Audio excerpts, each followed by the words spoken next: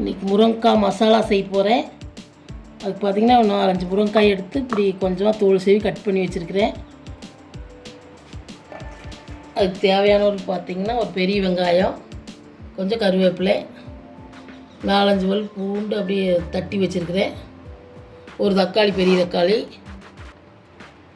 1 spoon sambar தூள், 1 spoon மல்லித்தூள், 1/2 spoon மஞ்சத்தூள்,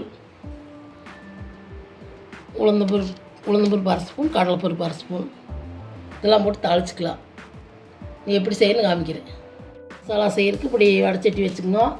எண்ணெய் ஊற்றிங்க. எண்ணெய் காயிட்டு கடுகு சேர்த்திங்க.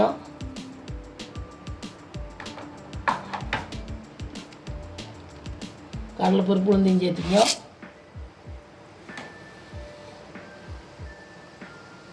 குழம்பே வச்சு சாப்பிட்றது இந்த மாதிரி பொரியலை ஒரு நாளைக்கு செஞ்சு பாருங்க. மசாலா போட்டு சூப்பராக இருக்குது. இது பார்த்திங்கன்னா அப்படியே சாப்பிட்லாம், சைட் டிஷ்ஷாகவும் வச்சு சாப்பிட்லாம், தயிர் சாப்பாட்டுக்கலாம். வெங்காயம், பூண்டு, கருவேப்பிலை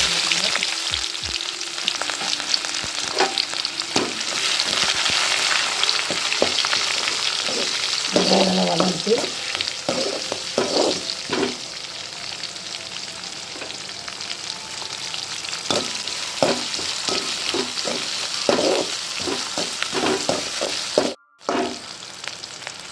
தக்காளி சேர்த்துக்கலாம். வெங்காயம் வதங்கிடுச்சு.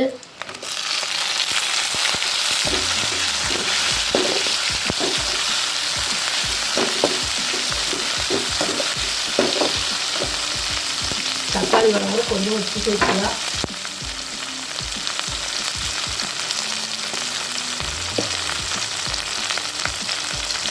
கொஞ்சமாக சேர்த்துறேன் தக்காளி வதங்கிறதுக்கு.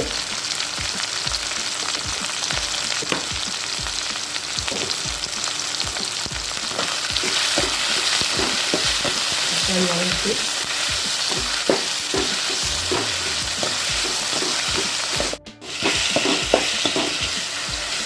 தக்காளி இந்த அளவுக்கு வதங்கிட்டு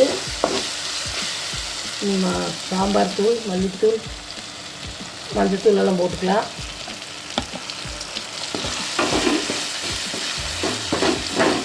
கொஞ்சம் நேரம் பச்சை வாசனை வதங்கிட்டு முருங்கைக்காய் சேர்க்கலாம்.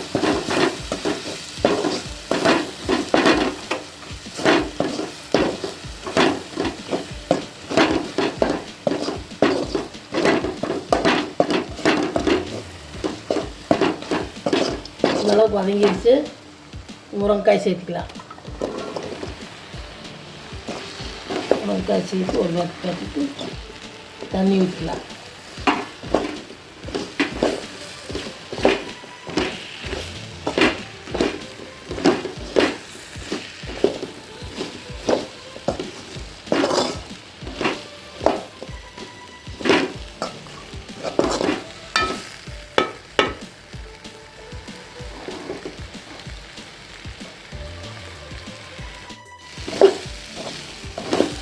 இதெல்லாம் கலந்து விட்டு தண்ணி சேர்த்துக்கலாம் தேவையான அளவு.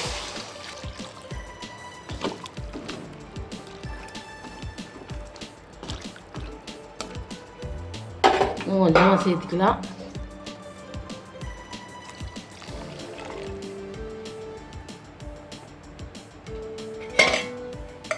மரத்துக்காயாக இருந்தால் கம்மியாக சேர்த்திங்க. நான் வாங்கின காய் கொஞ்சம் சீக்கிரம் வேகாது. இந்தளவுக்கு தண்ணி சேர்த்திங்க. மூடி வச்செல்லாம் கொதிக்கிட்டு கொஞ்சம் வெந்ததுக்கப்புறம் உப்பு சேர்த்துக்கலாம். கொஞ்சம் நேரம் வேகிட்டு பார்த்திங்கன்னா நல்லா கொஞ்சம் நேரம் கொதிச்சிருச்சு. இந்தளவுக்கு உப்பு சேர்த்துக்கலாம். இல்லை உப்பு சேர்த்து கொஞ்சம் நேரம் வேகிட்டு வெந்ததுக்கப்புறம் காமிக்கிறேன். பார்த்திங்கன்னா முருங்கைக்காய் மசாலா ரெடி ஆயிடுச்சு. காயெல்லாம் நல்லா வெந்துருச்சு.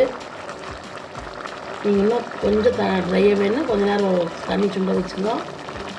நான் கொஞ்சம் சமையல் இப்படியே நிறுத்துகிறேன்.